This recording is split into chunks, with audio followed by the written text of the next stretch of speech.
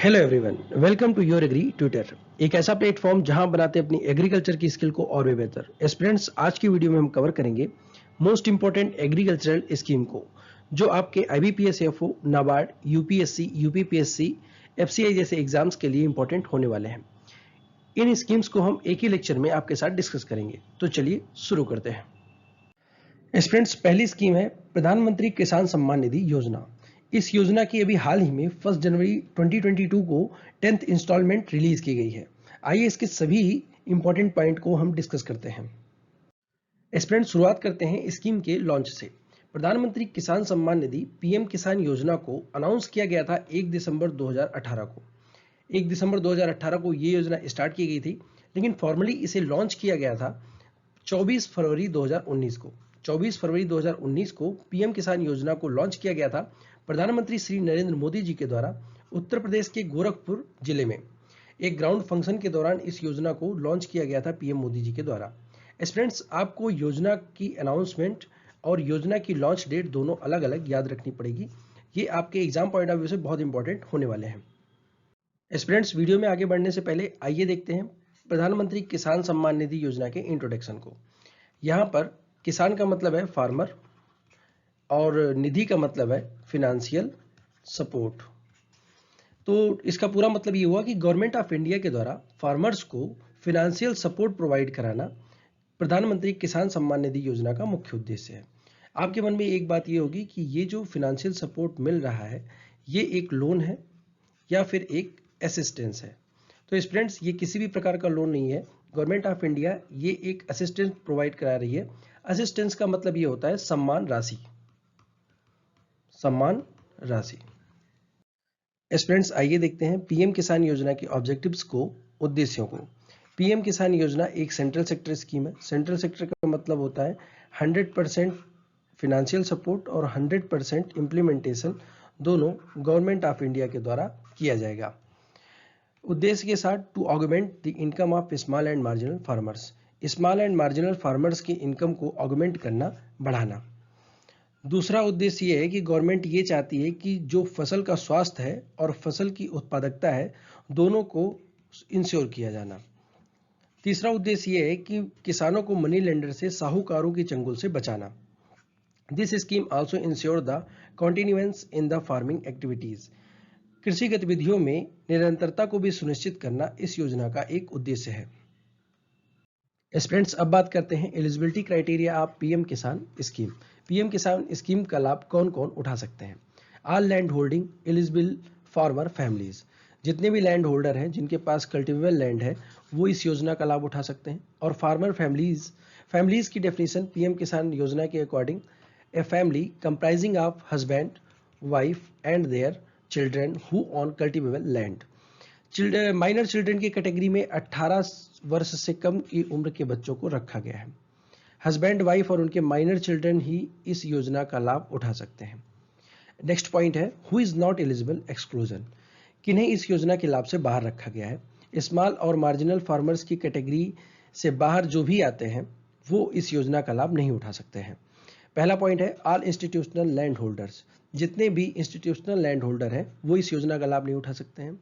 कोई वर्तमान में या फिर भूतपूर्व मिनिस्टर रहा हो, स्टेट का या सेंट्रल का, लोकसभा या राज्यसभा का मेंबर, स्टेट लेजिस्लेटिव या फिर लेजिस्लेटिव असेंबली का मेंबर, म्यूनसिपल कॉरपोरेशन का मेंबर, डिस्ट्रिक्ट पंचायत सदस्य कोई हो या फिर कोई कॉन्स्टिट्यूशनल पोस्ट पर हो, वो इस योजना का लाभ नहीं उठा सकता है। All serving retired officer and employ of central state government. Central या स्टेट गवर्नमेंट के जो सर्विंग ऑफिसर या एम्प्लॉय हैं, रिटायर्ड ऑफिसर या एम्प्लॉय हैं, वो इस योजना का लाभ नहीं ले सकते हैं।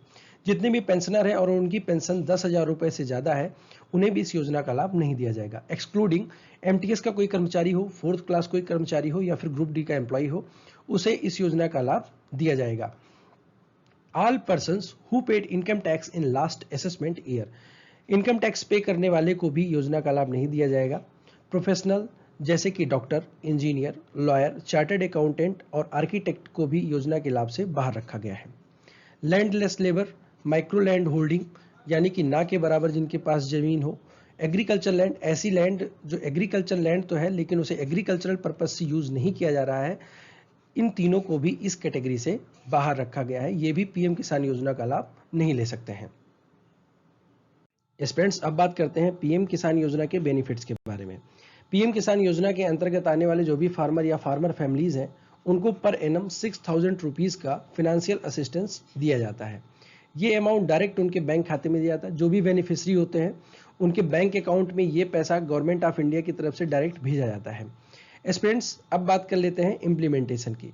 पीएम किसान योजना का इम्प्लीमेंटेशन स्टेट गवर्नमेंट या फिर यूनियन टेरिटरी के जो भी एडमिनिस्ट्रेटर होंगे वो आइडेंटिफाई करेंगे कि कौन सा फार्मर या फिर कौन सी फार्मर फैमिली इस योजना के लिए एलिजिबल है। इससे रिलेटेड जो भी डेटा होगा, जो भी इंफॉर्मेशन होगी, वो पीएम किसान पोर्टल पर अपलोड किया जाएगा। फ्रेंड्स, ये कटिंग है पीएम किसान स्कीम के ऑफिशियल पोर्टल की। इसको हमने इसलिए लगाया है क्योंकि आपके एग्जाम में सिर्फ इसी कटिंग से 3 से 4 क्वेश्चन देखने को मिल सकते हैं। जैसे कि गवर्नमेंट के द्वारा अभी तक टोटल कितनी इंस्टॉलमेंट रिलीज की जा चुकी हैं? आंसर होगा 11। पहली इंस्टॉलमेंट पीएम किसान स्कीम की कब रिलीज की गई थी? तो इसका आंसर है 1 दिसंबर 2018। ये क्वेश्चन आपके नाबार्ड के एग्जाम में पूछा जा चुका है, एग्जाम पॉइंट ऑफ व्यू से इंपॉर्टेंट है। एक क्वेश्चन और बन सकता है कि रिसेंट इंस्टॉलमेंट कब रिलीज की गई? मार्च 2022 में। स्टूडेंट, ये मार्क आप देख रहे होंगे, इसको हमने लगाया है कि हाल ही में किस राज्य सरकार के द्वारा पीएम किसान स्कीम को लागू किया गया? आंसर होगा वेस्ट बंगाल। स्टूडेंट्स, बात करते हैं cut off date for beneficiaries. Beneficiaries के लिए पीएम किसान योजना के तहत कट ऑफ डेट क्या निर्धारित की गई थी? 1 फरवरी 2019। पहली इंस्टॉलमेंट रिलीज की गई थी 1 दिसंबर 2018 को। 1 दिसंबर 2018 से लेकर के 1 फरवरी 2019 के बीच में जो किसान इस योजना के लिए एलिजिबल रहे होंगे उन्हीं को पीएम किसान योजना के अंतर्गत रजिस्टर्ड किया जाएगा। 5 वर्षों तक इस योजना में कोई चेंजेस नहीं किए जाएंगे। ये गाइडलाइन रिलीज की गई थी। चेंजेस सिर्फ एक केस में किया जाएगा, जब बेनिफिशियरी की डेथ हो जाएगी तो बेनिफिट को ट्रांसफर किया जा सकेगा। जैसे कि कोई एक्स है और उसकी संतान है वाई। एक्स की डेथ के बाद वाई को ये बेनिफिट ट्रांसफर किए जाएंगे। स्टूडेंट्स, पीएम किसान योजना की समरी देखते हैं। योजना को अप्रूवल मिला था 1 दिसंबर 2018 को और इसे लॉन्च किया गया था 24 फरवरी 2019 को। एग्जाम पॉइंट ऑफ व्यू से दोनों डेट इंपॉर्टेंट है, याद रखेंगे। योजना को लॉन्च किया गया था उत्तर प्रदेश के गोरखपुर जिले में पीएम नरेंद्र मोदी जी के द्वारा। योजना का बेनिफिट कौन ले सकता है? All farmers with land. जितने फार्मर जिनके पास अपनी खुद की जमीन है वो इस योजना का लाभ उठा सकते हैं। Amount provided 6,000 rupees per annum. 6,000 रुपये पर एनम दिए जाते हैं। Benefit provided in 3 quarterly installment. Government के द्वारा अभी तक टोटल 11 इंस्टॉलमेंट प्रोवाइड कराई जा चुकी हैं। स्टूडेंट, सेकेंड स्कीम है प्रधानमंत्री किसान मानधन योजना। चलिए इसको डिटेल में डिस्कस करते हैं। स्टूडेंट्स, बात करते हैं योजना के ऑब्जेक्टिव के बारे में। ऐसे किसान जो स्मॉल एंड मार्जिनल फार्मर्स की कैटेगरी में आते हैं और जिनके पास भूमि 2 हेक्टेयर या 2 हेक्टेयर से कम है, उनको योजना में लाभ उठाने के योग्य समझा जाएगा। योजना को इम्प्लीमेंट किया जाएगा ministry of agriculture and farmers welfare के द्वारा। योजना में जो पेंशन फंड मैनेजर है वो है life insurance corporation of India, LIC pension fund manager के रूप में योजना में कार्यरत है। 60 वर्ष के बाद जो अमाउंट किसान को दिया जाएगा वो राशि होगी 3,000 रुपये प्रति माह। अगर बात करें लॉन्च की, तो स्कीम को अप्रूवल दिया गया था 31 मई 2019 को। Date exam point of view से इंपॉर्टेंट है। स्कीम को लॉन्च किया गया था 12 सितंबर 2019 को। 12 सितंबर 2019 को योजना को लॉन्च किया गया था और ये लॉन्च हुआ था झारखंड के रांची डिस्ट्रिक्ट में और लॉन्च किया गया था प्रधानमंत्री श्री नरेंद्र मोदी जी के द्वारा। स्टूडेंट्स, ये चारों पॉइंट आपके एग्जाम पॉइंट ऑफ व्यू से बहुत इंपॉर्टेंट है, आप इसे याद रखेंगे। स्टूडेंट्स, प्रधानमंत्री किसान मानधन योजना एक सेंट्रल सेक्टर स्कीम है और इसका 100% जो फंडिंग है वो गवर्नमेंट ऑफ इंडिया के द्वारा की जाती है। इस योजना में जितना भी फंड रिलीज होगा वो गवर्नमेंट ऑफ इंडिया के द्वारा रिलीज होगा और इसका इम्प्लीमेंटेशन भी मिनिस्ट्री ऑफ एग्रीकल्चर के द्वारा किया जाएगा। ये भी हम लोगों ने डिस्कस किया है। इसका दूसरा ऑब्जेक्टिव ये है कि स्मॉल एंड मार्जिनल फार्मर जितने भी हैं उनको ओल्ड एज प्रोटेक्शन देना और सोशल सिक्योरिटी प्रोवाइड करवाना। बात करते हैं एंट्री एलिजिबिलिटी की। एंट्री एलिजिबिलिटी के लिए क्या क्या होना चाहिए? किसान के पास 2 हेक्टेयर तक की भूमि होनी चाहिए और उसकी एज 18 से 40 साल होनी चाहिए। एज ग्रुप आपसे एग्जाम में पूछा जा सकता है कि कितने एज ग्रुप के लोग प्रधानमंत्री किसान मानधन योजना में एलिजिबल हैं, तो आपका आंसर होगा 18 से 40 वर्ष तक के लोग। किसान को 3,000 रुपये प्रति माह पेंशन दी जाएगी जब वो 60 साल की उम्र को पूरा कर लेगा। किसान की अगर इनकेस डेथ हो जाती है तो उसके जो स्पाउस है, उसका जो पति या पत्नी है, उसको 50% पेंशन प्रोवाइड कराई जाएगी। Students, exam point of view से एक इंपॉर्टेंट लाइन आपको ये पढ़नी होगी, family pension is applicable only to spouse. Pradhan Mantri Kisan मानधन योजना में जो फैमिली पेंशन होगी वो सिर्फ पति या पत्नी को ही दी जाएगी और कोई नॉमिनी नहीं बन सकता है। अगर वो पति है तो उसकी पत्नी नॉमिनी बनेगी और अगर वो पत्नी है तो उसका पति नॉमिनी बनेगा। Monthly contributions ranging between ₹55 to ₹200 per month. Student, जो भी किसान 18 से 40 एज ग्रुप के बीच में है उनको कम से कम 55 और ज़्यादा से ज़्यादा 200 रुपये पर मंथ पेंशन फंड में कंट्रीब्यूट करना पड़ेगा। मिनिमम कंट्रीब्यूशन के लिए जो ईयर रखा गया है, कम से कम आप 20 वर्षों तक इस योजना में कंट्रीब्यूट करेंगे, तब आपको 60 साल एज कंप्लीट होने के बाद 3,000 रुपये पर मंथ प्रोवाइड कराया जाएगा। स्टूडेंट्स, एलिजिबिलिटी क्राइटेरिया हम लोगों ने पढ़ लिया है कि स्मॉल एंड मार्जिनल फार्मर होना चाहिए, 18 से 40 एज ग्रुप के बीच में होना चाहिए, 2 हेक्टेयर तक की भूमि होनी चाहिए और स्टेट या यूनियन टेरिटरी के पास किसान की लैंड होल्डिंग का डेटा रिजर्व होना चाहिए। अब देखते हैं इसके साथ साथ किसान के पास आधार कार्ड, सेविंग बैंक अकाउंट और पीएम किसान अकाउंट या फिर पीएम किसान अकाउंट होना कंपलसरी है। स्टूडेंट्स, आइए देखते हैं किन्हें योजना का लाभ नहीं मिल सकता है। ऐसे स्मॉल या मार्जिनल फार्मर जो पहले से नेशनल पेंशन स्कीम के अंतर्गत पेंशन ले रहे हैं, प्रधानमंत्री श्रम योगी मनधन योजना के अंतर्गत पेंशन ले रहे हैं या फिर प्रधानमंत्री लघु व्यापारी योजना के अंतर्गत पेंशन ले रहे हैं। इसके साथ अगर वो पहले से पीएम किसान मानधन योजना के अंतर्गत पेंशन ले रहे हैं तो उन्हें योजना का लाभ नहीं दिया जाएगा, क्योंकि ये तीनों स्कीम्स जो हैं ये सेम सेक्टर की स्कीम है और पेंशन ही प्रोवाइड करती हैं। स्टूडेंट्स, आइए देखते हैं इसके साथ साथ किन्हें योजना का लाभ नहीं दिया जा सकता है। All institutional land holder. Second है कॉन्स्टिट्यूशनल पोस्ट पर अगर कोई वर्तमान में कार्य कर रहा है या फिर वो रिटायर हो चुका है। स्टेट या फिर सेंट्रल का कोई भी मिनिस्टर जो इस समय कार्य कर रहा हो, राज्यसभा या लोकसभा का मेंबर, सेंट्रल का या फिर स्टेट का कोई भी एम्प्लॉई, इसे योजना का लाभ नहीं दिया जाएगा। All person who paid income tax, जो इनकम टैक्स पे करते हैं उनको भी योजना के लाभ से दूर रखा गया है। प्रोफेशनल्स जैसे कि doctor, engineer, lawyer, chartered accountant and architecture, इन्हें भी योजना का लाभ नहीं मिल सकता है।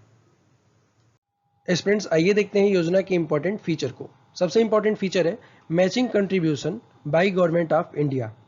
मैचिंग कंट्रीब्यूशन होता क्या है?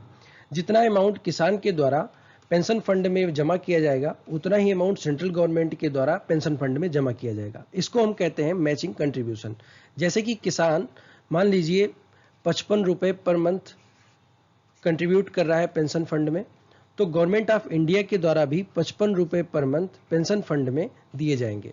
यानी कि फार्मर के 55 रुपये और गवर्नमेंट ऑफ इंडिया के 55 रुपये, ये दोनों मिला के 110 रुपये पर मंथ पेंशन फंड में कंट्रीब्यूट किया जाएगा। इसको कहते हैं मैचिंग फंड। अगर मान लीजिए किसी भी बेनिफिशियरी की डेथ हो जाती है, उसके डेथ के केस में क्या होगा? During the receipt of pension, if the eligible beneficiary dies, his spouse shall be only entitled to receive 50% of the pension। अगर किसान की डेथ हो जाती है, वो महिला या पुरुष है, तो उसके स्पाउस को 50% पेंशन प्रोवाइड कराई जाएगी। 50% का मतलब 1500 रुपये उसे पर मंथ पेंशन दी जाएगी। स्टूडेंट्स, आइए देखते हैं डिसेबलमेंट के केस में क्या होगा। अगर कोई किसान परमानेंटली डिसेबल हो जाता है अपने 60 साल की उम्र को पूरा किए बिना, तो उसके स्पाउस को ये पूरा हक है कि वो चाहे तो योजना को कंटिन्यू करे या फिर चाहे तो योजना से एग्जिट ले ले।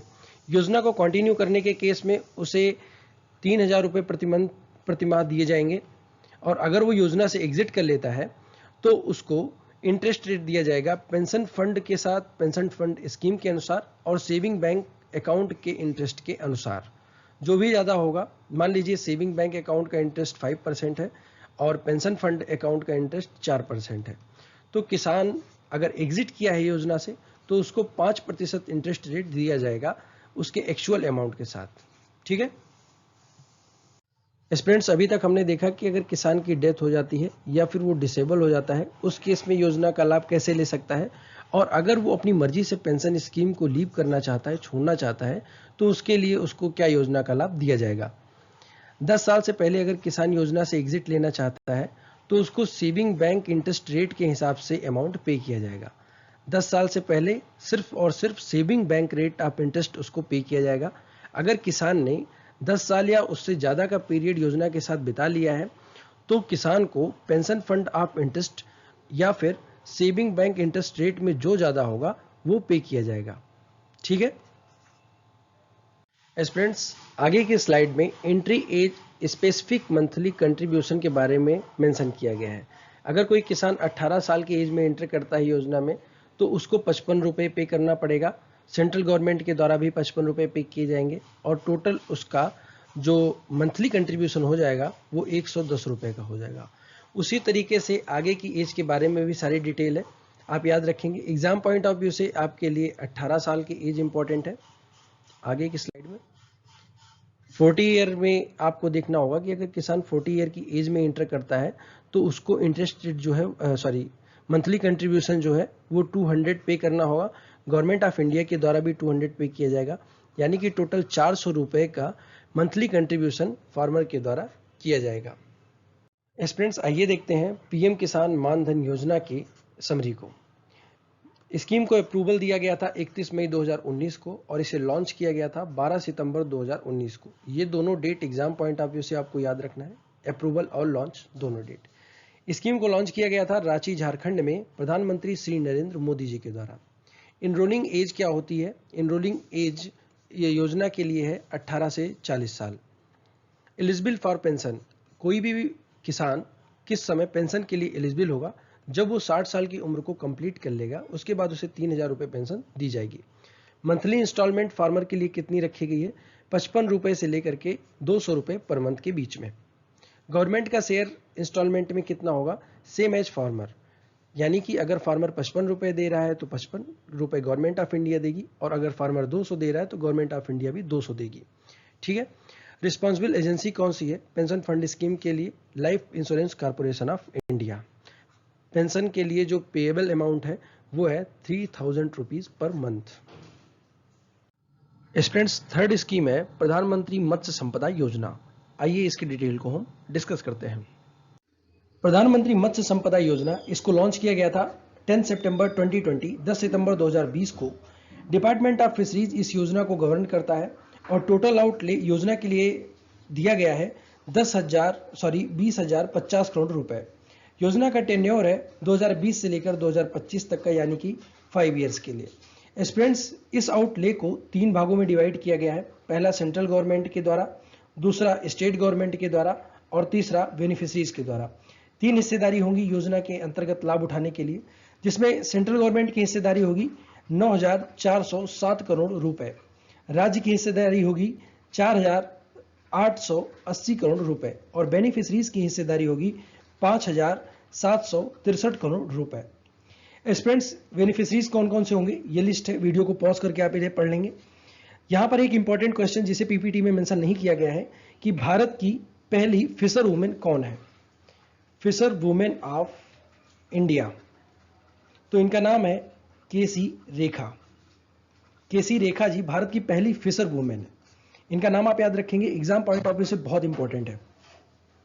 स्टूडेंट्स, प्रधानमंत्री कृषि संपदा योजना को के 2 मुख्य घटक हैं। पहला है सेंट्रल सेक्टर स्कीम के रूप में और दूसरा है सेंट्रल स्पॉन्सर्ड स्कीम के रूप में। सेंट्रल सेक्टर स्कीम यानी कि केंद्रीय क्षेत्रक योजना, इसके अंतर्गत जो बेनिफिशियरी ओरिएंटेड स्कीम है उसमें सेंट्रल का असिस्टेंस देखते हैं।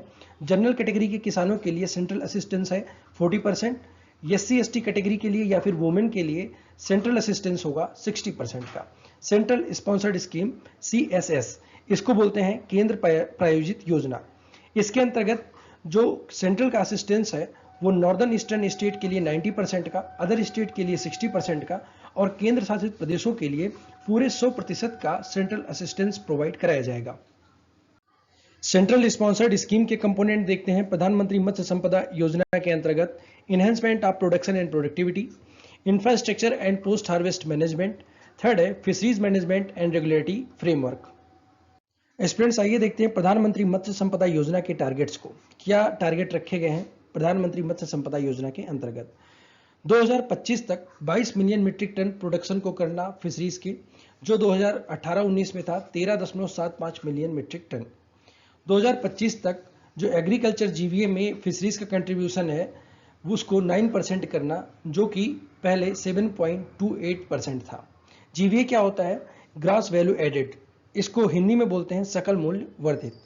किसी भी क्षेत्र उद्योग में किसी भी व्यावसायिक उत्पाद या फिर सेवाओं का जो भी मूल्य होता है ये जीवीए में हम कैलकुलेट करते हैं। एक्सपोर्ट को 2025 तक 1 लाख करोड़ रुपए पहुंचाना, जो इस समय 46,589 करोड़ रुपए का है। Decrease in post harvest losses, post harvest loss को कम करना, जो अभी 25% है उसको कम करके 10% तक ले आना, ये भी PMMSY का मुख्य टारगेट है। Generate of 15 lakh direct employment opportunity. Students important point है, increase in domestic fish consumption from 5 kg to 12 kg per capita. अभी भारत में जो फिश कंजम्पशन है वो है 5 kg पर कैपिटा, उसको 2025 तक 12 kg पर कैपिटा इंक्रीज करना प्रधानमंत्री मत्स्य संपदा योजना का टारगेट है। इनलैंड फिशरी ट्रेड को सिंगल डिजिटल प्लेटफॉर्म पर लाने के लिए गवर्नमेंट ऑफ इंडिया ने डिसाइड किया है मत्स्य सेतु ऐप 2.0 को लॉन्च करने का। इस एप्लीकेशन को तैयार किया जाएगा ICAR के central institute of fresh water aquaculture Bhubaneswar के द्वारा। स्टूडेंट्स फोर्थ स्कीम है राष्ट्रीय कृषि विकास योजना RKBY। इसे रफ्तार नाम से भी जाना जाता है। रफ्तार का फुल फॉर्म है remunerative approaches for agriculture and allied sector रिज्यूमिनेशन। चलिए इसको देखते हैं।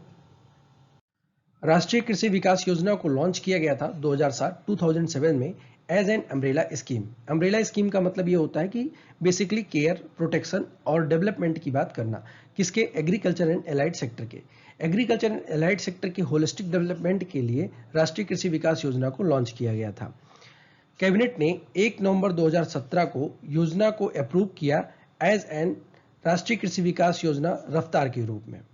इसका मेन ऑब्जेक्टिव ये था कि to develop farming as a main source of economic activity. Economic activity के मेन सोर्स के रूप में फार्मिंग को डेवलप किया जाना। अगर कोई किसान इंडिविजुअली या फिर ग्रुप में किसी भी एग्रीकल्चर या फिर एलाइड सेक्टर की एक्टिविटी को इनोवेट करना चाहता है, शुरुआत करना चाहता है एलाइड एक्टिविटी में, जैसे कि agro processing, artificial intelligence, digital agriculture, free mechanisation, waste of wealth, dairy and fisheries के सेक्टर में अगर वो इन्वेस्ट करना चाहता है और इसमें काम की शुरुआत करना चाहता है तो मिनिस्ट्री ऑफ एग्रीकल्चर के द्वारा ये फंडिंग की जाएगी और उसे पूरी तरीके से प्रमोट किया जाएगा, ऐसा कहा गया 2020-21 में मिनिस्ट्री ऑफ एग्रीकल्चर के द्वारा। स्टूडेंट्स आइए देखते हैं राष्ट्रीय कृषि विकास योजना रफ्तार की फंडिंग डिटेल के बारे में। ये एक सेंट्रल स्पॉन्सर्ड स्कीम है। स्कीम को राज्य में इंप्लीमेंट करने के लिए सेंट्रल की क्या हिस्सेदारी होगी और स्टेट की क्या हिस्सेदारी होने वाली है। सामान्य राज्य के लिए स्कीम को इंप्लीमेंट करने के लिए सेंट्रल गवर्नमेंट 60% और स्टेट गवर्नमेंट 40% का योगदान देगी। लेकिन अगर कोई नॉर्दर्न ईस्टर्न स्टेट है या फिर हिली स्टेट है तो वहां पे ये शेयर 90:10 के अनुपात 90:10 के रेशियो में हो जाएगा। यानी कि 90% हिस्सेदारी जो होगी वो सेंट्रल गवर्नमेंट की होगी और 10% जो हिस्सेदारी होगी वो होगी स्टेट गवर्नमेंट की। अगर बात करेंगे यूनियन टेरिटरी की, किसी भी केंद्र शासित प्रदेश की, वहां पर 100% इंप्लीमेंटेशन कॉस्ट बियर करेगी central government. Students fifth scheme है IRDP integrated rural development programme. Most important scheme, आइए इसको हम डिटेल में देखते हैं। इंटीग्रेटेड रूरल डेवलपमेंट प्रोग्राम को लॉन्च किया गया था 1978 में। काफी पुरानी स्कीम है और इसको इंप्लीमेंट किया गया था 1980 के दौरान। एग्जाम पॉइंट ऑफ व्यू से नाबार्ड के अगर एग्जाम की तैयारी आप कर रहे हैं तो इस स्कीम से एक क्वेश्चन मैक्सिमम चांस है कि वो पूछ ले, आप इसे ध्यान से पढ़ेंगे। इंटीग्रेटेड रूरल डेवलपमेंट प्रोग्राम का उद्देश्य था to improve the living conditions of poor by providing them employment opportunity. Employment opportunity को प्रोवाइड कराकर जो पुअर्स हैं, जो गरीब लोग हैं, उनकी लिविंग कंडीशन को इंप्रूव करना IRDP योजना का मुख्य उद्देश्य था। स्टूडेंट्स आइए देखते हैं IRDP के बारे में। IRDP की subsidy exam point of view से इंपॉर्टेंट है। स्मॉल फार्मर्स के लिए 25% की सब्सिडी, मार्जिनल फार्मर या फिर कोई एग्रीकल्चर लेबर है तो उसको 33.33% की सब्सिडी, कोई शेड्यूल कास्ट या शेड्यूल ट्राइब फैमिली है या फिर डिफरेंटली एबल्ड पीपल है तो उनको 50% की सब्सिडी प्रोग्राम के अंतर्गत दी जाती है। प्रोग्राम को ब्लॉक स्तर पर इंप्लीमेंट किया जाता है। इस इंप्लीमेंट में 50% कॉस्ट बियर करती है सेंट्रल गवर्नमेंट और 50% कॉस्ट बियर करती है स्टेट गवर्नमेंट। एस्पिरेंट स्कीम को स्वर्ण जयंती ग्राम स्वरोजगार योजना से SGSY योजना से 1 अप्रैल 1999 में मर्ज कर दिया गया है। एस्पिरेंट्स, आइए देखते हैं भारत के कौन से लोग IRDP प्रोग्राम के अंतर्गत योजना का लाभ उठा सकते हैं। पहला, रूरल आर्टिसन। आर्टिसन को अभी हम समझाते हैं आपको। Labours, marginal farmers, scheduled caste या फिर शेड्यूल्ड ट्राइब्स के लोग, इकोनॉमिकली वीकर्ड जो इकोनॉमिकली बैकवर्ड क्लासेस है और उनकी एनुअल इनकम 11,000 रुपए से कम है। एस्पिरेंट्स, ऐसे लोग जिनकी इनकम 11,000 रुपए से कम है उनको हम इकोनॉमिकली बैकवर्ड क्लास में काउंट करेंगे। वो IRDP प्रोग्राम के अंतर्गत योजना का लाभ उठा सकते हैं। इन सभी के बारे में अभी हमने आपको डिटेल में बताया है। बचा है आर्टिसंस। आर्टिसंस यानी कि इसका मतलब होता है कारीगर। कारीगर जैसे कि कोई कारपेंटर हो गया या फिर कोई पॉटर हो गया, जिसको आप लोग कुम्हार बोलते हैं, जिसको कुम्हार बोला जाता है, या फिर कोई पेंटर हो गया। ऐसे छोटे काम करने वाले लोगों की स्किल को डेवलप करना और उनको एम्प्लॉयमेंट अपॉर्चुनिटी प्रोवाइड कराना इस प्रोग्राम का मुख्य उद्देश्य है। एस्पिरेंट्स, 6th नंबर पर हम डिस्कस करेंगे agri clinic and agri business centres. ACABC programme को ministry of agriculture and farmer welfare के द्वारा नाबार्ड और मैनेज के एसोसिएशन से अप्रैल 2002 में लॉन्च किया गया था। इस लॉन्च का उद्देश्य था to take better methods of farming to each and every farmer across the country. पूरे भारत में जो भी फार्मिंग के बेटर मेथड्स हैं उनको भारत के हर किसान तक पहुंचाया जाना। Manage national institute of agricultural extension management के द्वारा जो एलिजिबल कैंडिडेट हैं प्रोग्राम के अंतर्गत उन्हें ट्रेनिंग प्रोवाइड कराई जाती है। एस्पिरेंट्स, आइए देखते हैं ACABC प्रोग्राम का मुख्य उद्देश्य क्या है। To support agricultural development, agriculture development को सपोर्ट करना। To create gainful self employment opportunity, self employment की अपॉर्चुनिटी को क्रिएट करना ऐसे लोगों के लिए जो एग्रीकल्चर ग्रेजुएट है, एग्रीकल्चर डिप्लोमा होल्डर है, इंटरमीडिएट एग्रीकल्चर या बायोलॉजिकल साइंस में उन्होंने किया हुआ है, PG in agri related courses, agriculture से रिलेटेड कोर्स में किसी ने PG कर रखी है, तो ऐसे लोगों को एम्प्लॉयमेंट प्रोवाइड कराना इस योजना का मुख्य उद्देश्य है। एस्पिरेंट्स, आइए देखते हैं कुछ एडिशनल इंफॉर्मेशंस को। फर्स्ट ACABC डेवलप किया गया था बापी बुलसर डिस्ट्रिक्ट गुजरात में सुनील कुमार जी के द्वारा। आपको याद रखना है डिस्ट्रिक्ट का नाम बापी बुलसर और किनके द्वारा डेवलप किया गया था, सुनील कुमार जी के द्वारा। ACABC के लिए टोल फ्री हेल्पलाइन नंबर है 1800-425-1556। दूसरा है 9951851556। इस टोल फ्री हेल्पलाइन नंबर के लिए वर्किंग आवर रखा गया है 9 AM to 5:30 PM। एस्पिरेंट्स, बात करते हैं सब्सिडी की। तो अगर कोई वुमेन है, SC या SC कास्ट का है, all category of candidates of north hilly areas and hilly areas, तो उनको प्रोजेक्ट कॉस्ट की 44% सब्सिडी प्रोवाइड कराई जाएगी। बाकी जो भी हैं ऑल अदर्स, इनके लिए प्रोजेक्ट कॉस्ट का 36% सब्सिडी प्रोवाइड किया जाएगा नाबार्ड के द्वारा। Graduates from agriculture studies background will given free of cost training. अगर कोई भी व्यक्ति एग्रीकल्चर बैकग्राउंड से ग्रेजुएट है तो उसको फ्री ऑफ कॉस्ट ट्रेनिंग दी जाएगी मैनेज के द्वारा। Ceiling of project cost for subsidy is 20 lakh for individual person and 25 lakh in case of extremely successful project. जो सब्सिडी के लिए परियोजना की अधिकतम सीमा है किसी व्यक्ति विशेष के लिए वो 20 लाख है, लेकिन अगर कोई एक्सट्रीमली सक्सेसफुल प्रोजेक्ट है तो उसके लिए परियोजना लागत की अधिकतम सीमा है 25 लाख रुपए। Up to 100 lakh for a group project, at least 5 trained person should be in a group.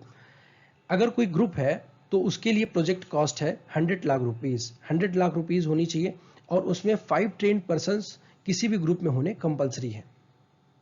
Aspirants, 7th scheme है किसान credit card scheme. Important scheme है, आइए इसको हम कवर करते हैं। किसान क्रेडिट कार्ड स्कीम KCC, इसको इंट्रोड्यूस किया गया था अगस्त 1998 में। Scheme was prepared by, scheme को प्रिपेयर किया गया था नाबार्ड के द्वारा। KCC start on recommendations of, KCC को किस कमेटी की रिकमेंडेशन पर स्टार्ट किया गया था, RV गुप्ता कमेटी की रिकमेंडेशन पर। Permissible limit 5 years. Permissible limit क्या होती है, KCC के अंतर्गत किसान को जो लोन दिया जाता है वो 5 वर्षों के लिए दिया जाता है और उसी 5 वर्ष के बाद किसान को लोन रीपेमेंट करना होता है, इसी को कहते हैं permissible limit. KCC credit for agriculture, fisheries and animal husbandry farmers. KCC credit होता है एग्रीकल्चर फार्मर्स के लिए, फिशरीज और एनिमल फार्मर्स के लिए।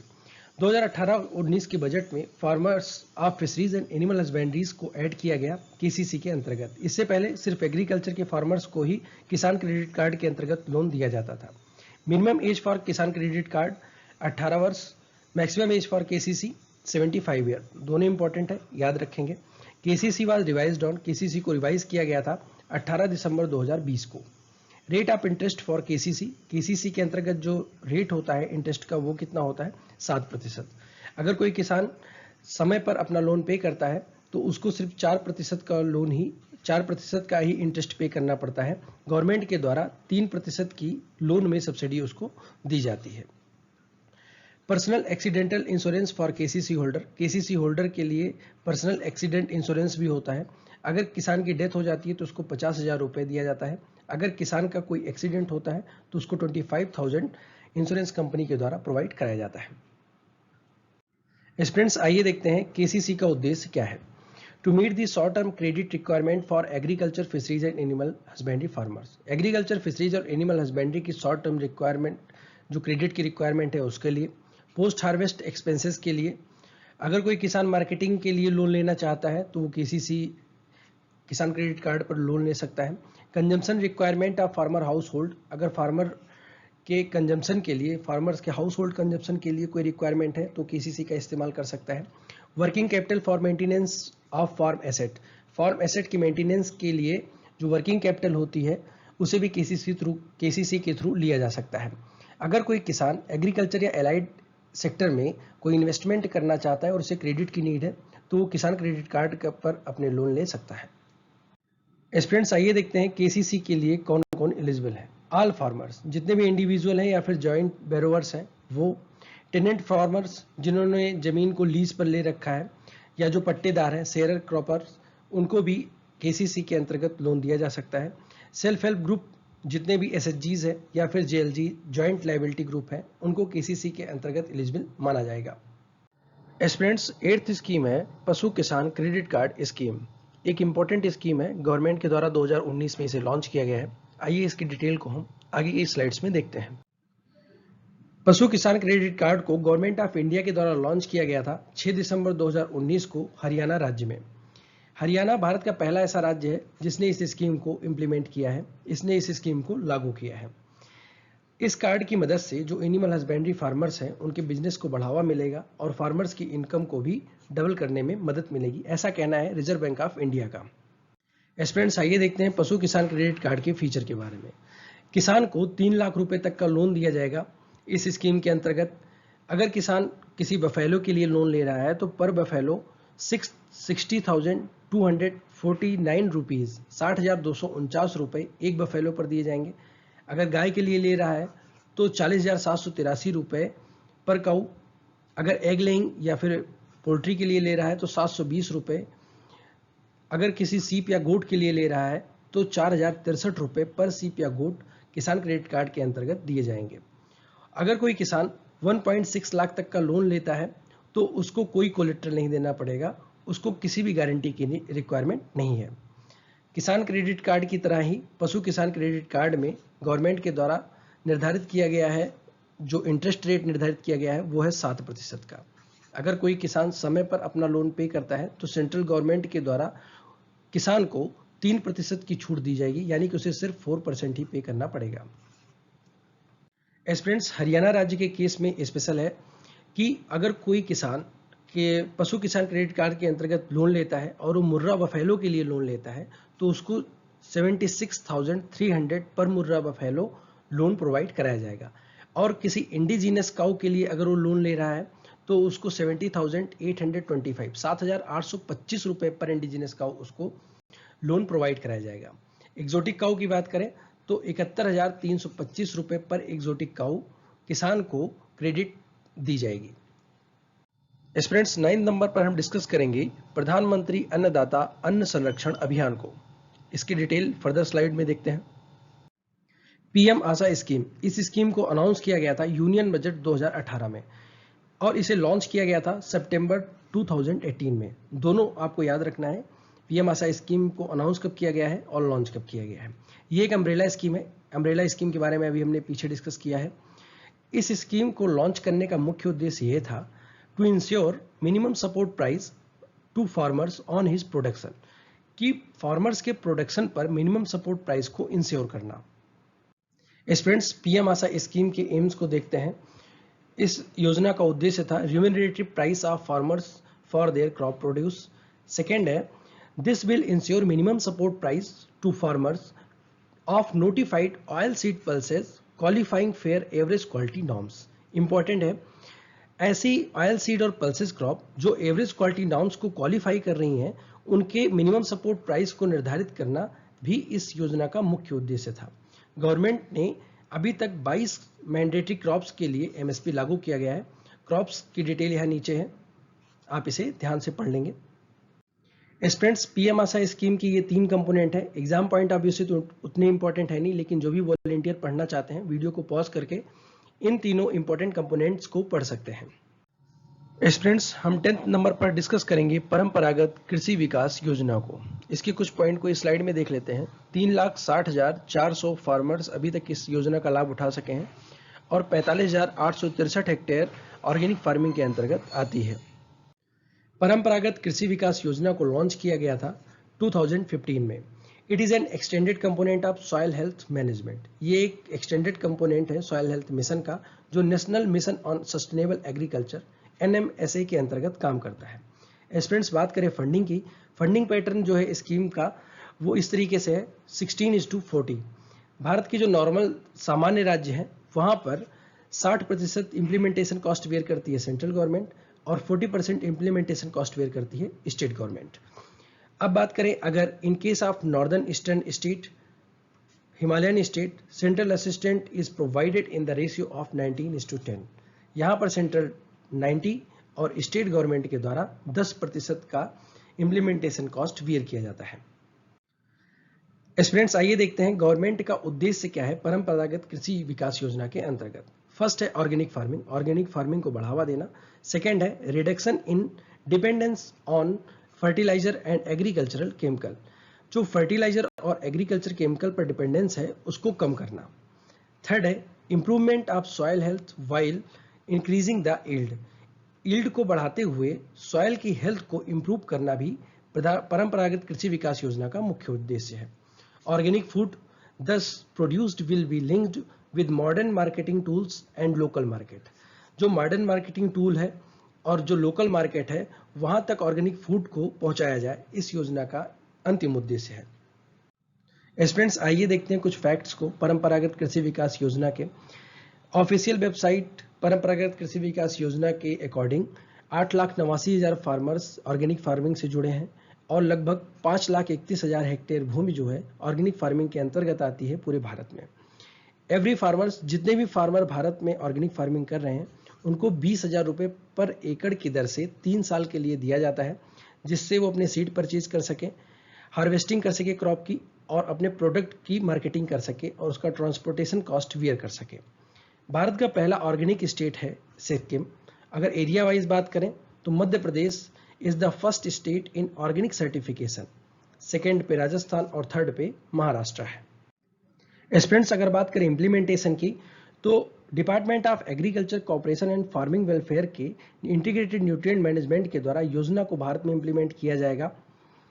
स्टेट लेवल पर स्टेट का एग्रीकल्चर डिपार्टमेंट योजना को इम्प्लीमेंट करेगा और डिस्ट्रिक्ट लेवल पर बात करें तो रीजनल काउंसिल के द्वारा परंपरागत कृषि विकास योजना को पूरे जिले में इम्प्लीमेंट किया जाएगा। किसान कॉल सेंटर 11 नंबर पर हम इसे डिस्कस करते हैं। Most important scheme for exam point of view. Students, ये इंपॉर्टेंट पॉइंट्स है जो आपके एग्जाम पॉइंट ऑफ व्यू से बहुत इंपॉर्टेंट है। केसीसी से रिलेटेड किसान कॉल सेंटर को लॉन्च किया गया था 21 जनवरी 2004 को। केसीसी को लॉन्च किया गया था मिनिस्ट्री ऑफ एग्रीकल्चर के द्वारा। इसका टोल फ्री नंबर है 1800-180-1551। आप इसे याद रखेंगे, कई बार एग्जाम्स में पूछा जा चुका है। KCC levels for solving farmer problems. KCC कितने लेवल तक फार्मर की प्रॉब्लम को सॉल्व करता है, वो है 3। केसीसी हेल्पलाइन नंबर जो है उस पर कितनी लैंग्वेजेस में बात की जा सकती है, वो है 22 लैंग्वेजेस में। KCC help in how many local language, 22 स्थानीय भाषाओं में केसीसी पर किसानों की प्रॉब्लम को सॉल्व किया जाता है। KCC operate from how many locations, KCC को कितनी लोकेशन से ऑपरेट किया जाता है? 21, यानी कि 21 जगहों पे किसान कॉल सेंटर बनाए गए हैं। KCC services are available 6 AM to 10 PM। जो अगर आप किसान कॉल सेंटर पे बात करना चाहते हैं तो आप 6 बजे सुबह से लेकर के 10 बजे रात तक 7 दिन फोन कर सकते हैं। केसीसी एजेंट को किस नाम से जाना जाता है? फार्म टेली एडवाइजर, FTAs के नाम से जाना जाता है। केसीसी अडॉप्टेड फ्रॉम, केसीसी के मॉडल को अडॉप्ट किया गया था केन्या से। स्टूडेंट्स, 12th नंबर पर हम डिस्कस करेंगे मत्स्य पालन, पशुपालन एवं डेयरी मंत्रालय की एक पॉलिसी जिसका नाम है नेशनल फिशरीज पॉलिसी 2020 को।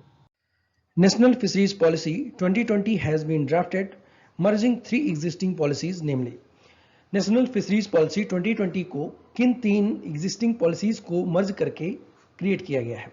तो पहली है national policy on marine fisheries 1970 NPMF, दूसरा है draft national inland fisheries and aquaculture policy NIFAP, draft national mariculture policy NMP। इन तीनों स्कीम्स को, इन तीनों पॉलिसीज को मर्ज करके नेशनल फिशरीज पॉलिसी 2020 को क्रिएट किया गया है। स्टूडेंट्स, आइए देखते हैं नेशनल फिशरीज पॉलिसी के कुछ विजन और मिशंस को। फिशरीज सेक्टर को इकोलॉजिकली हेल्दी बनाना, इकोनॉमिकली वाइबल बनाना और सोशली भी हेल्दी बनाना, ये पहला मिशन है नेशनल फिशरीज पॉलिसी का। दूसरा है भारत के जितने फिशर्स हैं और फिशमैन्स हैं, फिश फार्मर्स हैं, उनके लाइवलीहुड को इंक्रीज करना। भारत में जो फूड और न्यूट्रिशनल सिक्योरिटी है उसको प्रोवाइड कराना। फिशरीज सेक्टर के जो रिसोर्सेज हैं उनको डेवलप करना, मैनेज करना और रेगुलेट करना इस पॉलिसी का मुख्य विजन है। स्टूडेंट्स, आइए देख लेते हैं कुछ क्वेश्चंस को नेशनल फिशरीज पॉलिसी से related. National fisheries policy was introduced, national fisheries policy को कब इंट्रोड्यूस किया गया? सही ऑप्शन है ऑप्शन नंबर डी, 2020 में। Main objective of national fisheries mission, national fisheries mission का मुख्य उद्देश्य क्या है? पहला ऑप्शन है judicious use, institutional credit, food security, A and B, all of above. सही ऑप्शन है ऑल ऑफ एबव। जो नेशनल फिशरीज पॉलिसी का मुख्य उद्देश्य है, पहला है जुडिशियस यूज, यानी कि विवेकपूर्ण इस्तेमाल किया जाए जो भी रिसोर्सेज है उनका, इंस्टीट्यूशनल क्रेडिट और फूड सिक्योरिटी, इन तीनों को लेकर के जो नेशनल फिशरीज मिशन है उसको बनाया गया है। स्टूडेंट्स, 13 नंबर पर हम डिस्कस करेंगे नेशनल सैफरॉन मिशन को, NSM। इंपॉर्टेंट स्कीम है, आइए इसके पॉइंट्स को हम कवर करते हैं। नेशनल सैफरॉन मिशन को लॉन्च किया गया था 2010-11 में, लेकिन ये सिर्फ और सिर्फ जम्मू एंड कश्मीर राज्य तक ही सैफरॉन के कल्टीवेशन को लेकर के सीमित रह गया। Ministry of science and technology के अंतर्गत नेशनल सैफरॉन मिशन को गवर्न किया जाता है।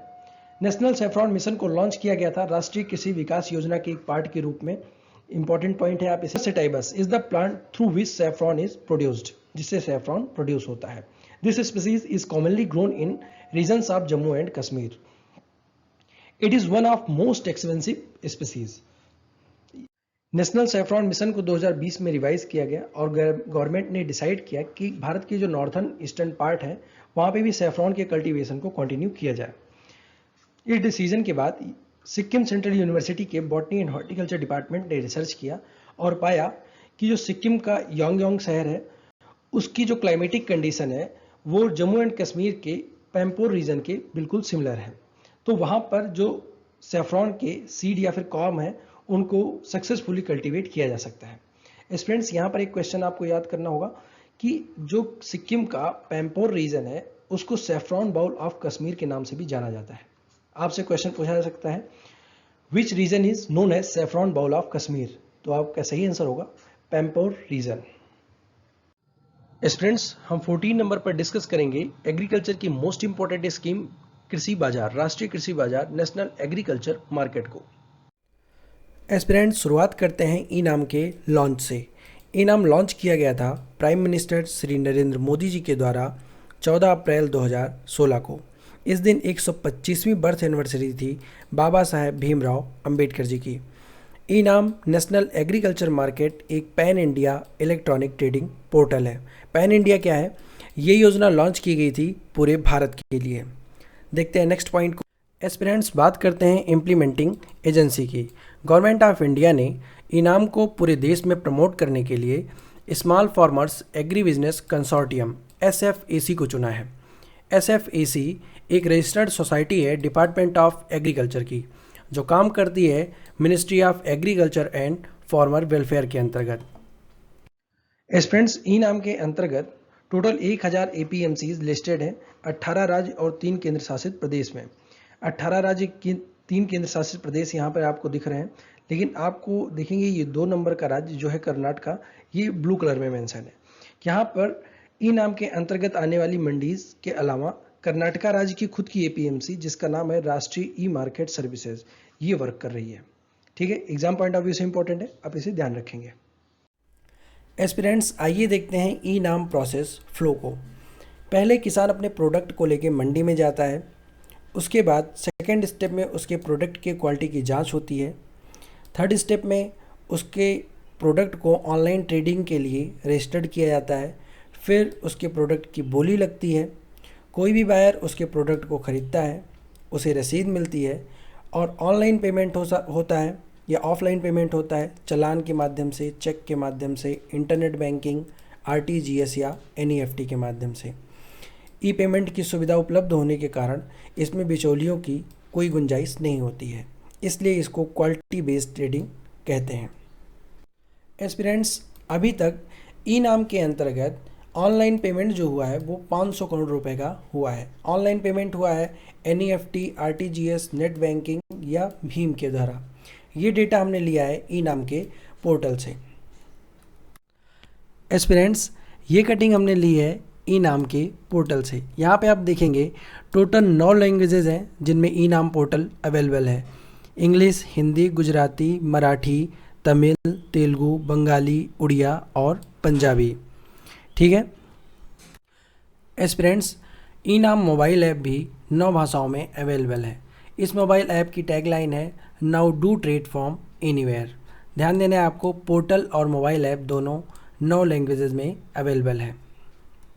एस्पिरेंट्स, आइए देखते हैं ई नाम की वजह से किसानों को क्या फ़ायदा हुआ है। उनकी पहुंच अधिक बाज़ारों तक बढ़ गई है।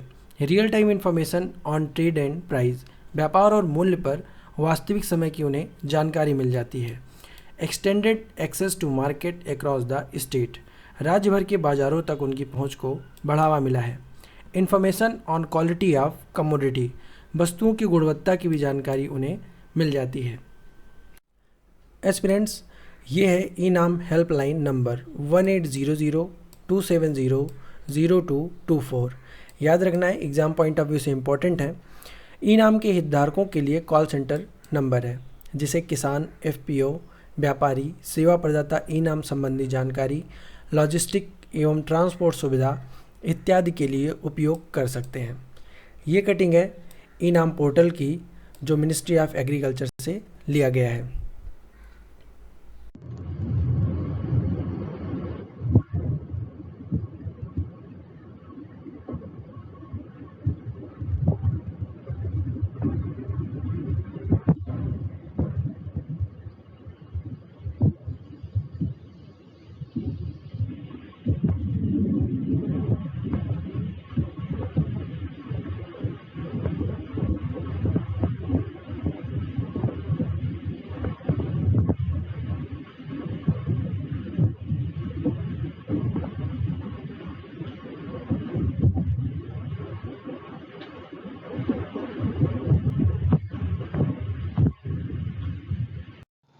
Students, exam point of view से मोस्ट इंपॉर्टेंट स्कीम प्रधानमंत्री कृषि सिंचाई योजना, इसे हम डिस्कस करेंगे 15 नंबर पर। आइए इसके पॉइंट्स को फर्दर स्लाइड में हम कवर करते हैं। स्टूडेंट्स, वीडियो में PMKSY से रिलेटेड जो भी इंफॉर्मेशन आपको दी जा रही है वो बिल्कुल ऑथेंटिक है। उसको रीचेक करने के लिए आप pmksy.gov.in वेबसाइट पर जाकर इसे रीचेक कर सकते हैं। प्रधानमंत्री कृषि सिंचाई योजना लॉन्च हुई थी 1 जुलाई 2015 को। Cabinet committee on economic affair, जिसके चेयरमैन होते हैं प्राइम मिनिस्टर, उनकी एक मीटिंग में PMKSY को अप्रूव किया गया था 1 जुलाई 2015 को। एस्पिरेंट्स, आइए देखते हैं प्रधानमंत्री कृषि सिंचाई योजना की ऑब्जेक्टिव्स को। पहला ऑब्जेक्टिव है convergence of investment in irrigation eight field level, field level पर सिंचाई में निवेश को बढ़ावा दिया जाए। दूसरा है expand cultivable area under irrigation, irrigation के अंतर्गत कल्टीवेबल एरिया है उनको बढ़ाया जाए। इसको समराइज किया गया है हर खेत को पानी के रूप में। तीसरा ऑब्जेक्टिव है improve on farm water use efficiency, on farm water use efficiency को बढ़ावा दिया जाए जिससे वाटर के वेस्टेज को रोका जा सके। इसके लिए ड्रिप इरिगेशन और स्प्रिंकलर इरिगेशन को यूज करना होगा। एस्पिरेंट्स, नेक्स्ट ऑब्जेक्टिव है enhance the adoption of being precise in irrigation and other water saving technologies. Water saving technology को अडॉप्ट करके पर ड्रॉप मोर क्रॉप के ऑब्जेक्टिव को पूरा किया जाए। अगला है end to end solution on sources, distribution, management, field application and extension activities. End to end solution का मतलब ये होता है गवर्नमेंट के द्वारा जो फंड आता है वो डायरेक्ट बेनिफिशियरी तक पहुंचाया जा सके। स्टूडेंट्स, आइए देखते हैं प्रधानमंत्री कृषि सिंचाई योजना के इम्प्लीमेंटेशन परिचालन को। ये एक सेंट्रली स्पॉन्सर्ड स्कीम है और परिचालन की जाती है, इम्प्लीमेंट की जाती है सेंट्रल गवर्नमेंट के द्वारा। पिछले 5 वर्षों में 2015-16 से लेकर 2019-20 के लिए प्रधानमंत्री कृषि सिंचाई योजना का बजट था 50,000 करोड़ रुपए। प्रधानमंत्री कृषि सिंचाई योजना एरिया डेवलपमेंट अप्रोच पर काम करती है। प्रधानमंत्री कृषि सिंचाई योजना भारत के सभी राज्यों, केंद्र शासित प्रदेशों और नॉर्थ ईस्टर्न स्टेट में लागू की जाएगी। इस योजना को इम्प्लीमेंट करने के लिए सेंट्रल गवर्नमेंट और स्टेट गवर्नमेंट का शेयर होगा 75:25 के रेशियो में। सेंट्रल गवर्नमेंट 75% बियर करेगी और state government 25%। In case of north eastern region and hilly region it will be 90:10। अगर नॉर्थ ईस्टर्न रीजन होगा या फिर हिली रीजन होगा तो सेंट्रल गवर्नमेंट को 90% और स्टेट गवर्नमेंट को 10% इम्प्लीमेंटेशन कॉस्ट बेयर करनी पड़ेगी। एस्पिरेंट्स, प्रधानमंत्री कृषि सिंचाई योजना का जो पॉलिसी डायरेक्शन है वो प्रोवाइड कराया जाएगा नेशनल स्टीयरिंग कमेटी NSC के द्वारा और प्रोग्राम को नेशनल लेवल पर इम्प्लीमेंट करने का काम दिया गया है नेशनल एग्जीक्यूटिव कमेटी NEC को। एस्पिरेंट्स, ये कटिंग है प्रधानमंत्री कृषि सिंचाई योजना की ऑफिशियल वेबसाइट से। यहाँ आप देखेंगे टोटल एरिया 2019-20 के दौरान माइक्रो इरिगेशन के अंतर्गत कितना कवर किया गया है। ये है 11.72 लाख हेक्टेयर। इसमें ड्रिप इरिगेशन 6.23 लाख हेक्टेयर और स्प्रिंकलर इरिगेशन 5.49 लाख हेक्टेयर में है। Students, exam point of view से बेहद इंपॉर्टेंट पॉइंट है, आप इसे ध्यान रखेंगे। टोटल कंपोनेंट है प्रधानमंत्री कृषि सिंचाई योजना के अंतर्गत 6। एक एक करके इनको हम आइए डिस्कस करते हैं। स्टूडेंट्स, पहला प्रोग्राम है accelerated irrigation benefit programme AIBP। इसके अंतर्गत जो मेजर और मीडियम नेशनल प्रोजेक्ट है इरिगेशन से रिलेटेड उन्हें जल्द से जल्द खत्म किया जाना है। एग्जाम पॉइंट ऑफ व्यू से आप इसका फुल फॉर्म और एब्रीविएशन फॉर्म याद रखेंगे। फ्रेंड्स, नेक्स्ट कंपोनेंट है प्रधानमंत्री कृषि सिंचाई योजना हर खेत को पानी। इसके अंतर्गत नए वाटर रिसोर्सेज को बनाना है और जो ट्रेडिशनल वाटर रिसोर्सेज हैं उनको रिपेयर करना है, रिस्टोर करना है और रिनोवेट करना है। नेक्स्ट पॉइंट है construction of rain water harvesting structure. ऐसे स्ट्रक्चर बनाने हैं जिससे बरसात के पानी को कलेक्ट किया जा सके, हार्वेस्ट किया जा सके। अगला पॉइंट है improvement in water management and distribution system. Aspirants, next component है पर ड्रॉप मोर क्रॉप। इस कंपोनेंट के अंतर्गत स्टेट गवर्नमेंट के द्वारा जो भी इरिगेशन प्लान बनाए जाएंगे उनका मैनेजमेंट करना, उनके अप्रूव करना और उनकी मॉनिटरिंग करना, ऐसे काम किए जाएंगे पर ड्रॉप मोर क्रॉप के अंतर्गत। अगला पॉइंट है construction of micro irrigation structure. Micro irrigation के स्ट्रक्चर को तैयार करना जहां पर वाटर लेवल कम है और जहां पर वाटर लेवल ज़्यादा है वहां पर ट्यूबवेल और डगवेल प्रिपेयर करना। साइंटिफिक मॉइस्चर कंजर्वेशन को बढ़ावा देने के लिए एक्सटेंशन एक्टिविटी करना जिससे कि जो रेनफॉल के थ्रू अवेलेबल वाटर है उसका यूज मैक्सिमाइज किया जा सके और इरिगेशन रिक्वायरमेंट को कम किया जा सके। एस्पिरेंट्स, नेक्स्ट कंपोनेंट है वाटर सेट डेवलपमेंट। इसके अंतर्गत रन ऑफ वाटर को मैनेज करना तथा सॉइल मॉइस्चर कंजर्वेशन एक्टिविटी को इम्प्रूव करना। इसमें शामिल है ridge area treatment, drainage line treatment, rain water harvesting, in situ moisture conservation and other related activities on watershed basis. Aspirants, next component है converging with MNREGA. इसके अंतर्गत जो traditional water bodies हैं उनको मनरेगा से जोड़कर रेनोवेट किया जाएगा। एस्पिरेंट्स, इस स्लाइड में हम देखेंगे बेनिफिट्स ऑफ प्रधानमंत्री कृषि सिंचाई योजना। पहला पॉइंट है subsidy will be provided to farmers. इस योजना के अंतर्गत किसानों को सब्सिडी प्रोवाइड कराई जाएगी। अगला पॉइंट है 2 दिवसीय ट्रेनिंग प्रोग्राम के अंतर्गत किसानों को टेक्नोलॉजिकल इंफॉर्मेशन भी शेयर की जाएंगी। नेक्स्ट है नई टेक्नोलॉजी, नई इक्विपमेंट का इस्तेमाल करके 40 से 50% जल बचाया जा सकेगा और एग्रीकल्चर प्रोडक्शन को 35 से 40% तक बढ़ाया जा सकता है। जो भी वॉलेंटियर कृषि सिंचाई योजना के लाभ को हिंदी में पढ़ना चाहते हैं वीडियो को पॉज करके इस स्लाइड से पढ़ सकते हैं। स्टूडेंट्स, आइए देखते हैं प्रधानमंत्री कृषि सिंचाई योजना का लाभ उठाने के लिए एलिजिबिलिटी क्या होनी चाहिए, पात्रता क्या होनी चाहिए। पहला पॉइंट है फार्मर किसी भी कैटेगरी का हो योजना का लाभ उठा सकता है।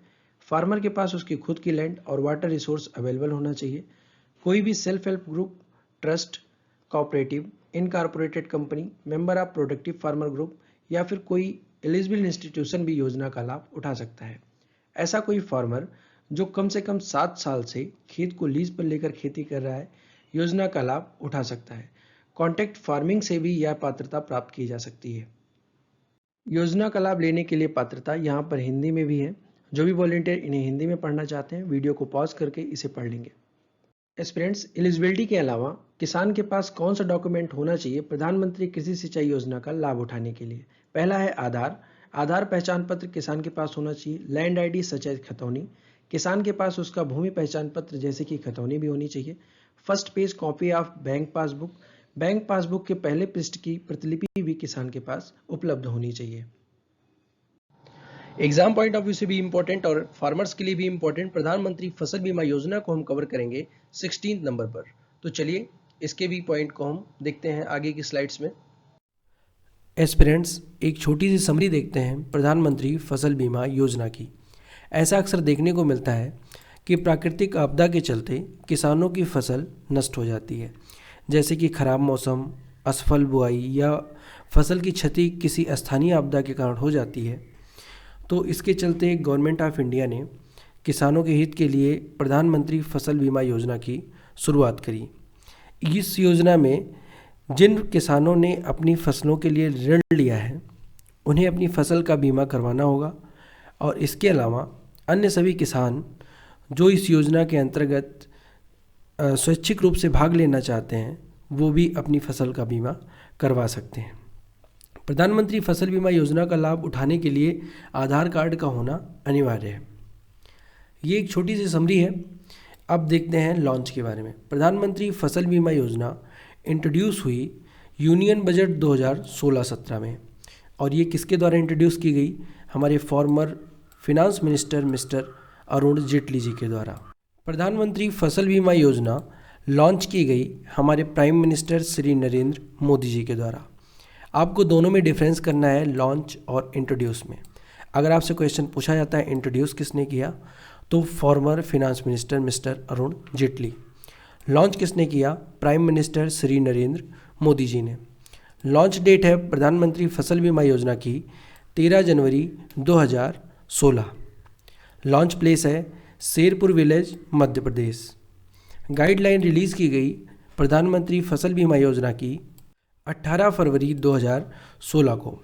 एस्पिरेंट्स, थोड़ा सा कंफ्यूजिंग है लॉन्च डेट और गाइडलाइन रिलीज़ में। अगर आपसे क्वेश्चन पूछा जाता है लॉन्च डेट ऑफ प्रधानमंत्री फसल बीमा योजना, तो आप 13 जनवरी 2016 लगाएंगे। अगर आपसे पूछा जाता है गाइडलाइन ऑफ प्रधानमंत्री फसल बीमा योजना कब रिलीज़ की गई, तो आप लगाएंगे 18 फरवरी 2016। नेक्स्ट पॉइंट को देखते हैं। एस्पिरेंट्स, आइए देखते हैं प्रधानमंत्री फसल बीमा योजना के बैकग्राउंड को, इसकी हिस्ट्री देखते हैं। प्रधानमंत्री फसल बीमा योजना पहले की 2 योजनाओं को रिप्लेस करके 2016 में लॉन्च की गई। पहली योजना थी नेशनल एग्रीकल्चरल इंश्योरेंस स्कीम और दूसरी modified national agricultural insurance scheme. इनको इसलिए रिप्लेस किया गया क्योंकि इनमें काफ़ी ड्रॉबैक्स थे, जैसे कि किसानों को अपना प्रीमियम भरने में काफ़ी कठिनाई होती थी और दूसरा इन्हें अपना क्लेम लेने में भी काफ़ी समय लग जाता था। इन स्कीम्स के लिए किसानों में अवेयरनेस भी काफ़ी कम थी। हिस्ट्री में काफ़ी बार क्रॉप इंश्योरेंस को लेकर प्रयास किया गया। पहला प्रयास 1972 में किया गया, जब general insurance corporation of India ने कॉटन क्रॉप को इंश्योर किया गुजरात राज्य में, एक इंडिविजुअल अप्रोच के तहत। इंडिविजुअल अप्रोच क्या होता है? जो प्रीमियम लिया जाता है किसानों से, वो इंडिविजुअली लिया जाता है। इसके चलते किसानों से काफ़ी कम प्रीमियम कलेक्ट होता था और इन्हें अपना प्रीमियम देने में भी काफ़ी कठिनाई होती थी। इस वजह से 1972 की ये स्कीम फ्लॉप हुई। फिर 1979 में pilot crop insurance scheme launch की गई। 1985 में कॉम्प्रिहेंसिव क्रॉप इंश्योरेंस स्कीम लाई गई। 1997-98 में इसी कॉम्प्रिहेंसिव क्रॉप इंश्योरेंस स्कीम को रिलॉन्च किया गया। 1999 में national agriculture insurance scheme launch की गई। 2010 में नेशनल एग्रीकल्चर इंश्योरेंस स्कीम को ही मॉडिफाई किया गया। फाइनली 2016 में प्रधानमंत्री फसल बीमा योजना लॉन्च की गई, PMFBY। ठीक है, चलते हैं नेक्स्ट। एस्पिरेंट्स, आइए देखते हैं प्रधानमंत्री फसल बीमा योजना के ऑब्जेक्टिव्स को। पहला ऑब्जेक्टिव है, अगर किसी फार्मर की फसल किसी प्राकृतिक आपदा या किसी पेस्ट या डिजीज़ की वजह से खराब हो जाती है तो उसे फिनेंशियल सपोर्ट, वित्तीय सहायता, इंश्योरेंस कवरेज प्रोवाइड करवाना। नेक्स्ट पॉइंट है, फार्मर्स की इनकम को स्टेबलाइज करना जिससे कि वो अपनी खेती को कंटिन्यू कर सकें। नेक्स्ट पॉइंट है, फार्मर्स को इनकरेज करना कि वो अपनी फील्ड में इनोवेटिव और मॉडर्न एग्रीकल्चर प्रैक्टिसेस को अडॉप्ट कर सकें। To ensure flow of credit in agriculture sector, agriculture sector में क्रेडिट का फ्लो बना रहेगा, ये सुनिश्चित करना, पैसे की कमी नहीं होने पाएगी। देखते हैं नेक्स्ट। एस्पिरेंट्स, आइए देखते हैं प्रधानमंत्री फसल बीमा योजना के अंतर्गत किसानों को प्रीमियम किस दर से पे करना होगा। ये इस टेबल के माध्यम से समझेंगे। इस टेबल में मेंशन है season, crops, maximum insurance charges payable by farmers. अगर कोई किसान खरीफ सीजन में क्रॉप को उगाता है तो उसको 2% की दर से प्रीमियम पे करना होगा। अगर कोई किसान रबी सीजन में क्रॉप को उगाता है तो उसके लिए प्रीमियम रेट है 1.5%।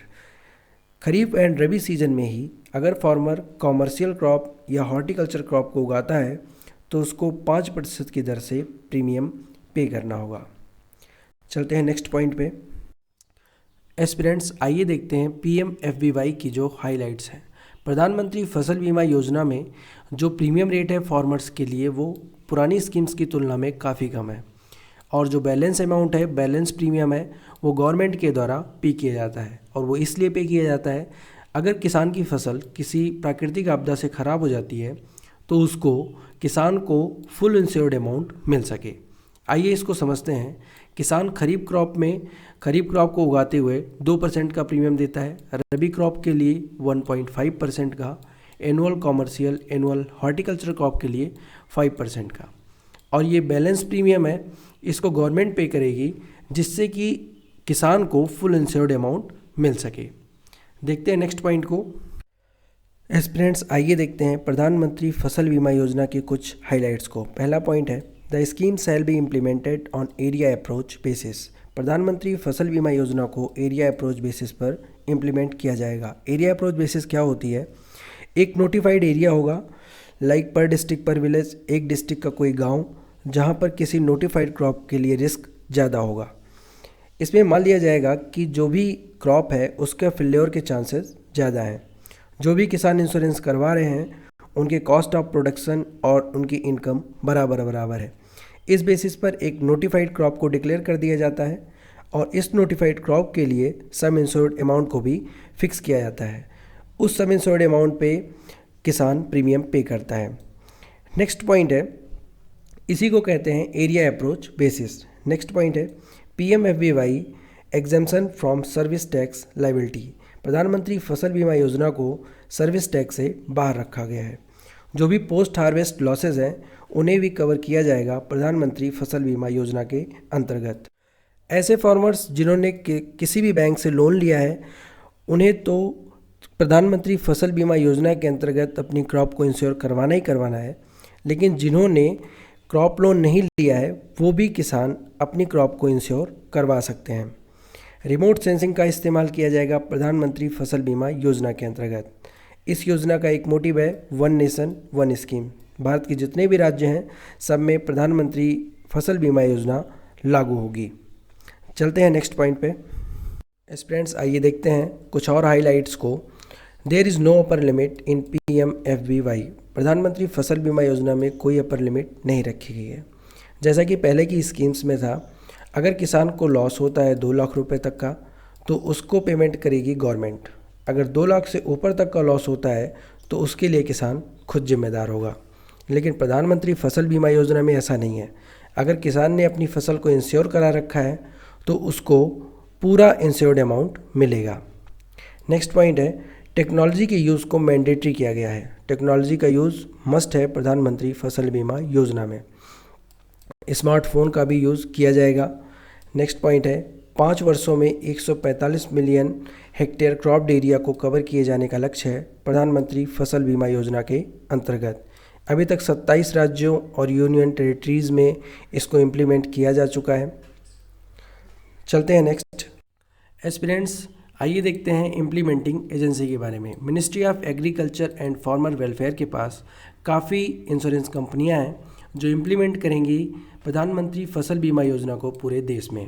गवर्नमेंट ने कुछ कंपनियों को चुना है, नाम है agriculture insurance company of India AIC, और कुछ प्राइवेट कंपनीज़ को। प्राइवेट कंपनियों के नाम है SBI general insurance company limited, Tata AIG general insurance company limited, Reliance general insurance company limited. अब बात करते हैं स्टेट की। स्टेट के पास ये पूरा राइट्स होगा कि कौन से प्राइवेट कंपनी उस स्टेट में काम करेगी। एक ही इंश्योरेंस कंपनी पूरे स्टेट में काम करेगी, ध्यान रखना है आपको। चलते हैं नेक्स्ट पॉइंट की तरफ। एस्पिरेंट्स, आइए देखते हैं प्रधानमंत्री फसल बीमा योजना के अंतर्गत कौन कौन से ऐसे रिस्क हैं जो कवर किए जाते हैं। फसल अगर नेचुरल फायर की वजह से नष्ट होती है, अगर कोई प्राकृतिक आग लग जाती है, तूफान, आंधी या कोई चक्रवात की वजह से फसल खराब होती है, बाढ़ की वजह से या भूस्खलन की वजह से फसल खराब होती है, सूखे की वजह से या किसी पेस्ट या डिजीज़ की वजह से फसल खराब होती है, तो उसको फुल कवर मिलता है प्रधानमंत्री फसल बीमा योजना में और किसान को पूरा इंश्योर्ड अमाउंट पे होता है। देखते हैं नेक्स्ट पॉइंट को। एस्पिरेंट्स, आइए देखते हैं कौन कौन से ऐसे रिस्क हैं जो प्रधानमंत्री फसल बीमा योजना के अंतर्गत नहीं आते हैं। अगर किसान की फसल किसी युद्ध में, किसी न्यूक्लियर हमले में या किसी दंगे की वजह से नष्ट हो जाती है तो किसान क्लेम नहीं कर सकता है। अगर किसान की फसल को किसी ने दुश्मनी की वजह से नष्ट कर दिया या चोरी हो गई है तो भी किसान कोई भी क्लेम नहीं कर सकता है। कोई जंगली जानवर या कोई पालतू जानवर किसान की फसल को नष्ट करता है तब भी किसान क्लेम नहीं कर सकता है। अगर किसान ने अपनी फसल को खेत में काट कर रखा है, उस फसल के ढेर को या उस बंडल को नष्ट कर दिया जाता है या वो बंडल चोरी हो जाता है, फिर भी किसान क्लेम नहीं कर सकता है। कुछ और भी प्रिवेंटेबल रिस्क हैं जो इस योजना के अंतर्गत नहीं आते हैं। चलते हैं नेक्स्ट पॉइंट की तरफ।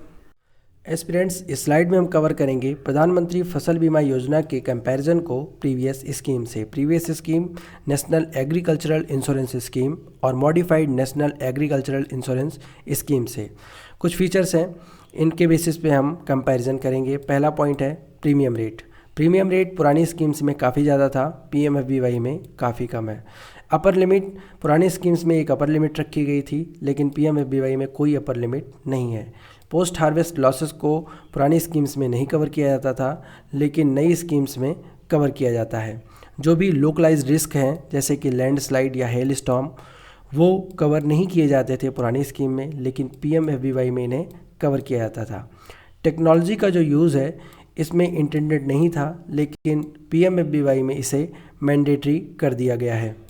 अवेयरनेस कवरेज प्रधानमंत्री फसल बीमा योजना में बढ़ाई जाएगी जबकि पुरानी स्कीम में काफ़ी कम थी। चलते हैं नेक्स्ट पॉइंट की तरफ। एस्पिरेंट्स, लास्ट और 17 नंबर पर हम डिस्कस करेंगे most important scheme soil health card को। Aspirants, soil health card scheme launch की गई थी हमारे प्राइम मिनिस्टर श्री नरेंद्र मोदी जी के द्वारा और ये लॉन्च हुआ था 19 फरवरी 2015 को सूरतगढ़, राजस्थान में। नाम याद रखना है आपको, सूरतगढ़, राजस्थान। डेट है 19 फरवरी 2015। स्कीम की टैगलाइन है स्वस्थ धरा खेत हरा, या इसे कह सकते हैं हेल्दी अर्थ ग्रीन फार्म। आपको दोनों याद रखने हैं, हिंदी में टैगलाइन है स्वस्थ धरा खेत हरा और इंग्लिश में हेल्दी अर्थ ग्रीन फार्म। चलते हैं नेक्स्ट। एस्पिरेंट्स, इस स्लाइड में हम देखेंगे सॉइल हेल्थ कार्ड है क्या। पहला पॉइंट है सॉइल हेल्थ कार्ड एक गवर्नमेंट ऑफ इंडिया की स्पॉन्सर्ड स्कीम है जिसे प्रमोट किया जाता है department of agriculture and cooperation के द्वारा। किसके अंडर में?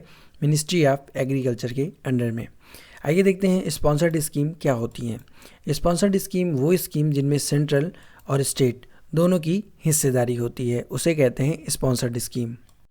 नेक्स्ट पॉइंट है सॉइल हेल्थ कार्ड एक प्रिंटेड फॉर्म रिपोर्ट होती है जिसे किसान को प्रोवाइड कराया जाता है और इसमें सॉइल के 12 पैरामीटर्स को चेक किया जाता है। इन पैरामीटर्स को 4 भागों में डिवाइड किया गया है। पहला है मैक्रो न्यूट्रिएंट्स, दूसरा है सेकेंडरी न्यूट्रिएंट्स, तीसरा माइक्रो न्यूट्रिएंट्स और फिजिकल पैरामीटर्स। मैक्रो न्यूट्रिएंट्स में नाइट्रोजन, फास्फोरस और पोटेशियम की जांच की जाती है। सेकेंडरी न्यूट्रिएंट सल्फर की, और माइक्रो न्यूट्रिएंट्स में आते हैं जिंक, फेरस, कॉपर, मैग्नीज और boron. Physical parameters pH, electric conductivity और ऑर्गेनिक कार्बन। इन 12 पैरामीटर्स को आप पिक्चर के माध्यम से समझ सकते हैं। एस्पिरेंट्स, इस स्लाइड में हम देखेंगे सॉइल हेल्थ कार्ड से रिलेटेड आगे की जानकारी को। पहला पॉइंट है, सॉइल हेल्थ कार्ड किसानों के लिए 21 भाषाओं में अवेलेबल है।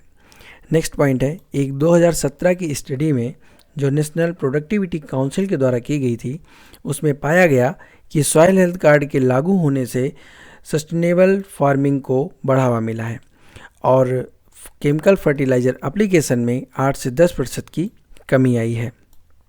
नेक्स्ट पॉइंट है, सॉइल हेल्थ कार्ड के लागू होने से जो क्रॉप्स की यील्ड है उनमें इजाफा हुआ है 5 से 6% का। गवर्नमेंट ऑफ इंडिया ने अभी तक सॉइल हेल्थ कार्ड स्कीम में 751 करोड़ रुपए खर्च किए हैं। सॉइल हेल्थ कार्ड के लिए जो सैंपल कलेक्ट किया जाता है इरीगेटेड कंडीशन में यानी सिंचित क्षेत्र में 2.5 हेक्टेयर से एक सैंपल लिया जाता है, जबकि अनइरीगेटेड एरिया जो असिंचित क्षेत्र हैं उनमें सैंपल को 10 हेक्टेयर भूमि से कलेक्ट किया जाता है। चलते हैं नेक्स्ट स्लाइड की तरफ। सॉइल हेल्थ कार्ड स्कीम के अंतर्गत सेंट्रल और स्टेट गवर्नमेंट के जो शेयर होते हैं उनका रेशियो है 75:25 का। इसमें 75% हिस्सेदारी होती है सेंट्रल गवर्नमेंट की और 25% हिस्सेदारी होती है स्टेट गवर्नमेंट की। नेक्स्ट है, soil health card mobile application launch किया गया था हमारे former agriculture union minister Shri Radha Mohan Singh ji के द्वारा, और ये लॉन्च हुआ था झज्जर, हरियाणा में वर्ल्ड सॉइल डे के दिन। वर्ल्ड सॉइल डे मनाया जाता है 5 दिसंबर को। सॉइल हेल्थ कार्ड स्कीम के अंतर्गत जो सॉइल सैंपल लिया जाता है वो 15 से 20 सेंटीमीटर की गहराई से लिया जाता है। सॉइल हेल्थ कार्ड प्रोवाइड कराया जाता है हर 2 वर्ष पे किसानों को। एक सॉइल हेल्थ कार्ड जनरेट करने में 190 रुपये की लागत आती है। चलते हैं नेक्स्ट। एस्पिरेंट्स, ये है सॉइल हेल्थ कार्ड जो किसान को प्रोवाइड कराया जाता है सॉइल सैंपल के टेस्ट के बाद। इसमें डिटेल्स होती हैं फार्मर्स की, सॉइल सैंपल की, और जो 12 पैरामीटर होते हैं उनके टेस्ट का रिजल्ट यहाँ पे मेंशन होता है। सॉइल को किन किन न्यूट्रिएंट की ज़रूरत है, सेकेंडरी न्यूट्रिएंट, माइक्रो न्यूट्रिएंट्स, इसके रिकमेंडेशन की डोज यहाँ पे मेंशन होती है। क्रॉप्स के बारे में डिटेल यहाँ पे होती है। आपको वीडियो को पॉज करके इस सॉइल हेल्थ कार्ड को ध्यान से देखना होगा। चलते हैं नेक्स्ट। एस्पिरेंट्स, इस स्लाइड में हम कवर करेंगे सॉइल हेल्थ कार्ड के ऑब्जेक्टिव्स को। तो चलिए एक एक करके इनको हम कवर करते हैं। पहला पॉइंट है, प्रत्येक 2 वर्षों में किसान को सॉइल हेल्थ कार्ड इशू करना, याद रखना है आपको। नेक्स्ट पॉइंट है, न्यूट्रिएंट मैनेजमेंट के आधार पर सॉइल टेस्टिंग को प्रमोट करना और कल्टीवेशन कॉस्ट को कम करना। नेक्स्ट पॉइंट है, सॉइल हेल्थ कार्ड स्कीम के आधार पर सस्टेनेबल फार्मिंग को प्रमोट करना।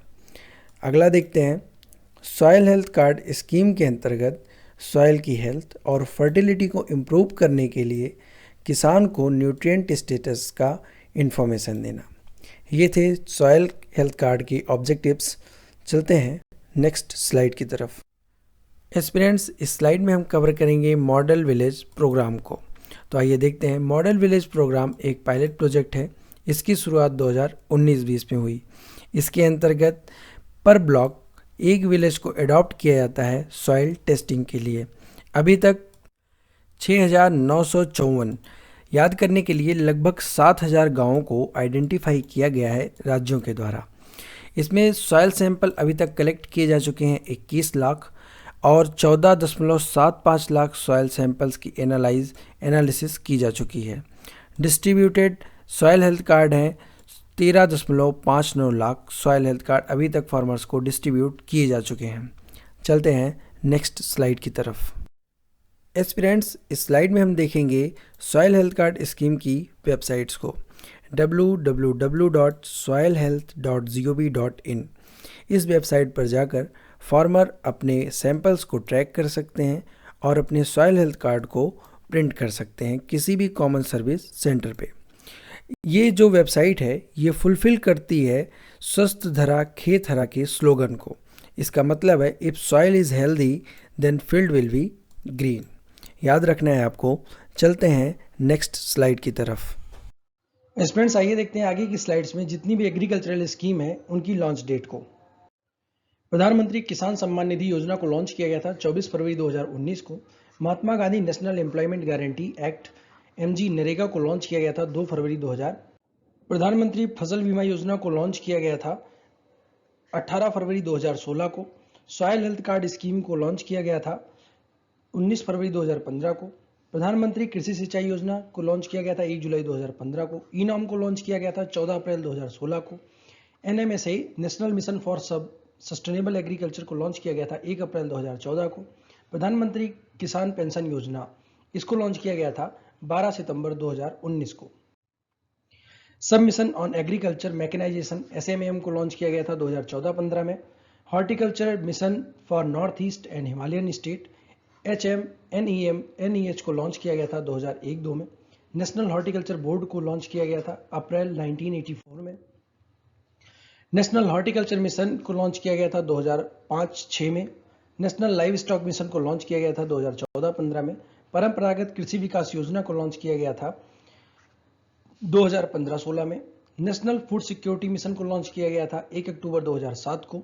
नेशनल बंबू मिशन को लॉन्च किया गया था 1 अक्टूबर 2006 को। Mission for integrated development for horticulture इसको लॉन्च किया गया था 2014-16 में।